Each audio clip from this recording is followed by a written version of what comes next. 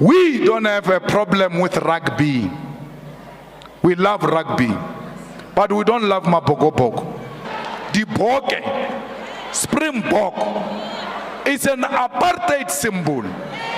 You can't say remove apartheid symbols and maintain the name Springbok and the emblem Springbok and the colors that were used during apartheid by white people.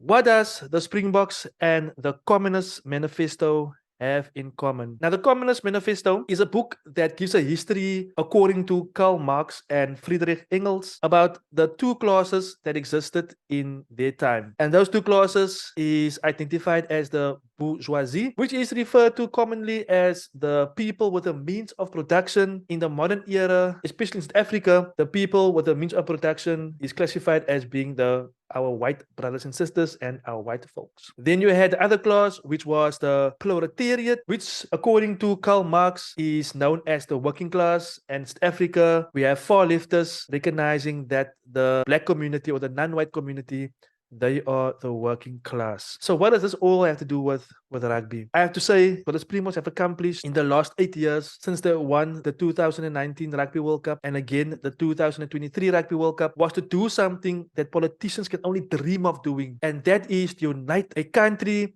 that has people of different cultures, different races, different languages, people of different backgrounds. And this Springbok team, they have brought all these people together. But now we have politicians who wants to divide and conquer. That emblem and that jersey represent white supremacists. You know, my political consciousness then escapes me. I'm at the airport when this rugby thing started. Hey, Mabogabog. I don't support Springbok. I don't support the emblem and the apartheid colors that the national team wears. We want the colors that represent democracy. The sponsor for today's video is YouSunny.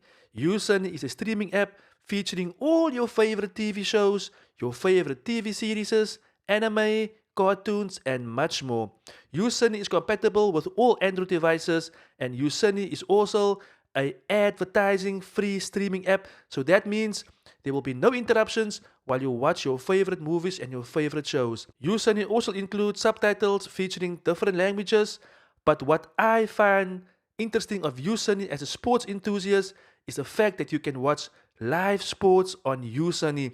Live sports such as football, boxing, UFC, and much more. You can find the download link to YouSunny in the description of this video, as well as being pinned in the comments. Now, Julius Malema, also known as Juju, he's saying that the Springboks, the Springbok emblem and the Springbok colors, the green and gold, a symbol of apartheid. So I have to say, and let me be very technical here, the Springbok is an antelope that is indigenous and it's found in Southern Africa as well as in Southwestern Africa, which is Namibia as well. The Springbok is an animal that is born and bred in the motherland. The Springbok comes from the African soil. It's an antelope. It is found nowhere else in the world, but only in Southern Africa. Now we have old apartheid symbols that still remain today, namely the Union buildings, as well as Parliament in Cape Town, which was the place where the apartheid laws were announced to the whole world. But I must say, after many years, those symbols and buildings, including the Springbok emblem and the green and gold, were decolonized many years ago.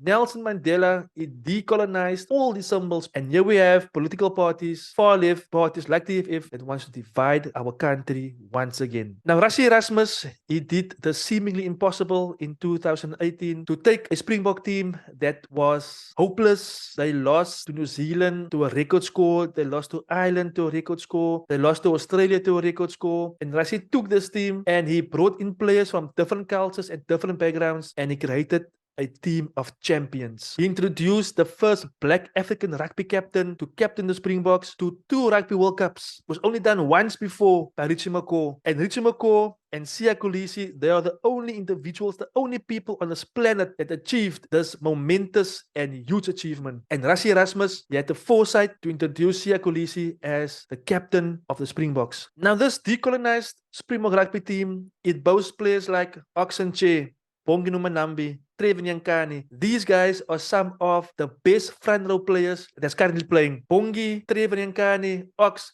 they can fit into arguably any international team we have today. And this is what Rassie Erasmus has done to introduce his players and to give them opportunity and to make them rugby superstars. The Springbok team boasts arguably the best back three in world rugby at the moment in the form of Chisholm Colby, Damon Willemse, as well as Kurtley Arendse. Now these three guys, they can unlock any defense in the world. And once again, this is a product of Rassie Erasmus' vision of transforming rugby, of decolonizing Springbok rugby. So all I want to say is, no matter what sports like the EFS says, no matter the division they want to sow in the country, the Springboks has shown if South Africa stand together, if South Africans can come together under one common goal, under one common vision, we can achieve the impossible. And that is the hope that I've got in our country. That is the hope that Rassie Erasmus and the Springbok team has placed in me, that South Africa can become a great nation if we stick together.